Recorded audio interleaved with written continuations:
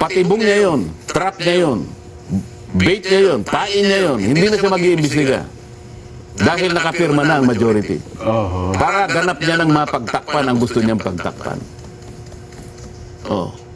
Ilang maleta ba ang dahilan? Kaya malaman ng taong bayan ito eh. Gusto niya ng ganito? O sige, puntahan kita. Kilaladkad mo ang pangalan ni Edran Bersamin. Sana kung maipakita natin. Siya mismo doon sa debate, DBCC debate, budget ng 2026. Opo. Kilaladkad niya ang pangalan ni Yusek Bersamin. Yeah. Siya mismo ha. Budget ito, sinegway niya doon. Nabigla na kami. Sabi niya, si Yusek Bersamin, ni-name drop niya ang presidente. Ito ang pinag-uusapan nito, yung 100 billion na siningit sa BICAM. Kalahati nito ay higit ay minanage ni Yusek Bernardo doon sa pag-amin sa kanya.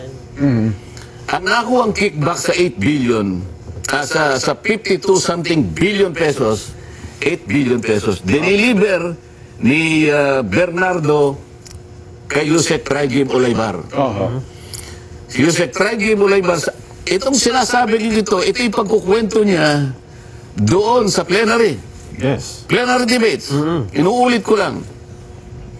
Nagpalitan pa ng armor card, sabi niya, sa basement ng Diamond Hotel. Dahil nung panahon na yun, 2 billion ang diniliver ni Adrian. Diniliver ni Bernardo kay Trajim. Kay Trajim, At ang pag-deliver ng 8 billion na ito ay halos 10 instances, sabi niya. Ngayon, nagtataka ako, napakatinding akusasyon ito. Bigat yun. 100 billion, ni-name drop mo ang pangalan ng Pangulo ng Republika.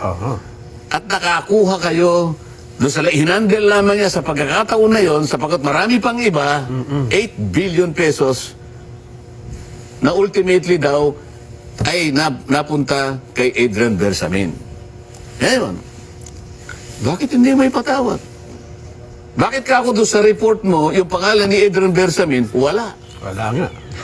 Ikaw ang naghayag mismo eh. Ikaw ang naghayag mismo, wala naman kami yung nalalaman dyan, bigla ka na lang nagsalita dyan eh. Nag-volunteer ka, palaging ganyan ang ginagawa mo. Sinabi ko na, nag-text si Yusek Cabral, sinabi niya 67 ang kontraktor na kongresista.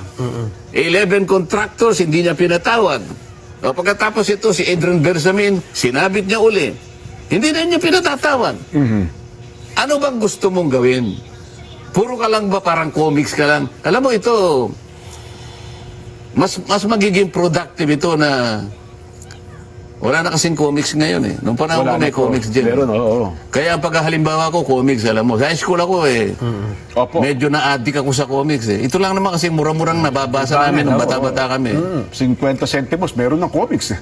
Alam mo, mas magiging magaling siya na writer ng comics kaysa senador. Maniwala ka sa akin. Bakit?